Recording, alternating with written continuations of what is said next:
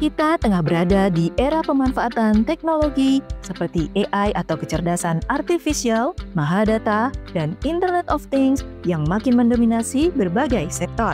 Digitalisasi telah mengubah cara manusia bekerja, berkomunikasi, dan memecahkan masalah.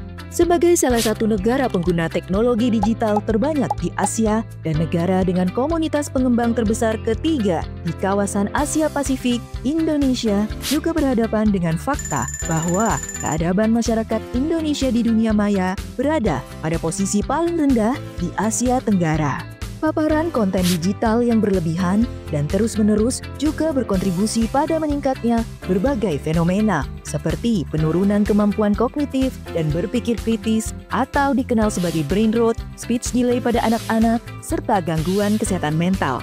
Berdasarkan fakta tersebut, apakah sumber daya manusia Indonesia memiliki kemampuan untuk dapat berkompetisi secara global?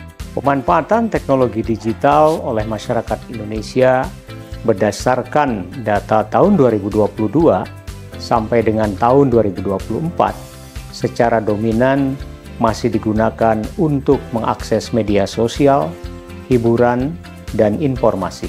Optimalisasi pemberdayaan teknologi digital untuk tujuan yang lebih kompleks seperti untuk produktivitas kerja, bisnis, serta aktivitas ekonomi yang produktif masih rendah.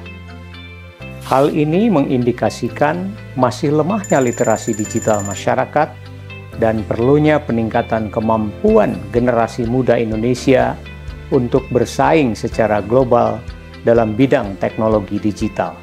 Berbagai negara di dunia telah berupaya merespon perkembangan teknologi digital dengan membangun sumber daya manusia yang unggul dan adaptif terhadap perubahan zaman melalui berbagai kebijakan negaranya. Amerika, Tiongkok, dan Inggris menjadi 3 teratas negara yang memimpin dalam pengembangan dan pemanfaatan kecerdasan artifisial di dunia.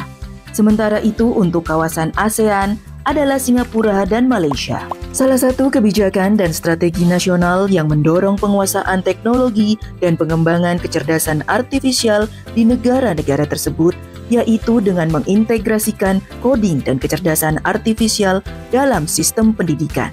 Dalam menjawab tuntutan dan menghadapi tantangan global di bidang teknologi digital ini, terutama bagi generasi muda sebagai tonggak masa depan bangsa, sistem pendidikan perlu memastikan bahwa literasi digital, termasuk pembelajaran coding dan kecerdasan artifisial, menjadi bagian dari kurikulum. Pemerintah Indonesia dalam hal ini Kemendikbudrismen dengan bertolak dari berbagai data tentang teknologi digital, rencana pembangunan jangka panjang nasional, serta Astacita melihat perlunya pembelajaran coding dan kecerdasan artifisial sebagai langkah melengkapi pembelajaran informatika yang sudah berjalan. Namun, seberapa pentingkah sebenarnya pembelajaran coding dan kecerdasan artifisial ini? Akankah kecerdasan artifisial ini menggeser peran manusia?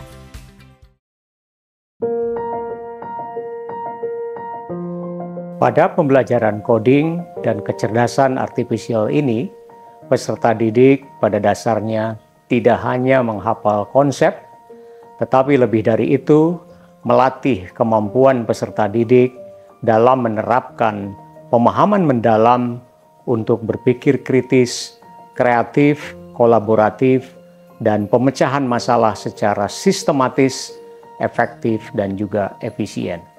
Karena itu maka upaya untuk menciptakan lingkungan pembelajaran yang kondusif, yang memungkinkan anak untuk memiliki rasa ingin tahu yang tinggi, kemudian bagaimana agar para murid itu juga memiliki kesempatan untuk mereka mengembangkan pemikiran tingkat tinggi, melakukan kontekstualisasi apa yang mereka pelajari, dan kemudian menciptakan suasana pembelajaran di mana semua murid itu mendapatkan perhatian dari gurunya, itu juga menjadi bagian-bagian yang tidak dapat dipisahkan dari pelaksanaan pembelajaran berdasarkan pendekatan mendalam itu.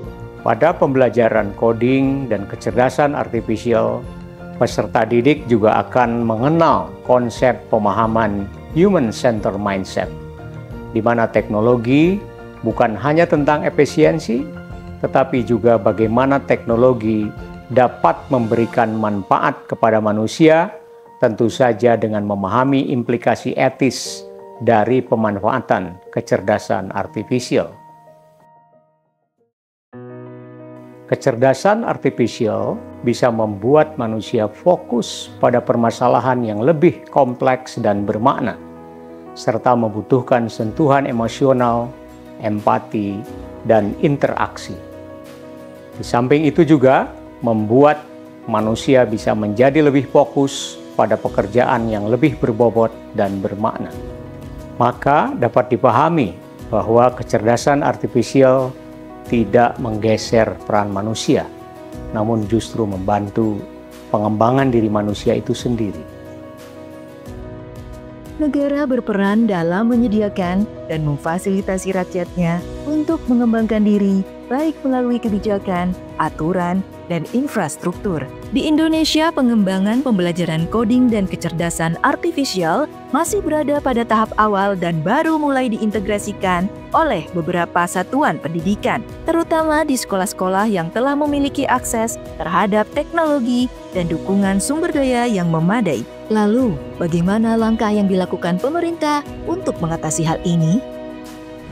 Pemerintah melalui Kemendikbudristek telah merancang strategi implementasi pembelajaran coding dan kecerdasan artifisial di satuan pendidikan. Peningkatan kompetensi pendidik diantaranya diberikan melalui pelatihan intensif bagi pendidik pelaksana pembelajaran coding dan kecerdasan artifisial, serta memastikan pemerataan akses terhadap infrastruktur digital di seluruh Indonesia. Ini saatnya para pemangku kepentingan meningkatkan kolaborasi untuk mendorong perubahan iklim teknologi digital di Indonesia. Dari pengguna menjadi inovator yang mampu bersaing di tingkat global melalui pembelajaran coding dan kecerdasan artifisial. Mari mewujudkan pendidikan bermutu untuk semua.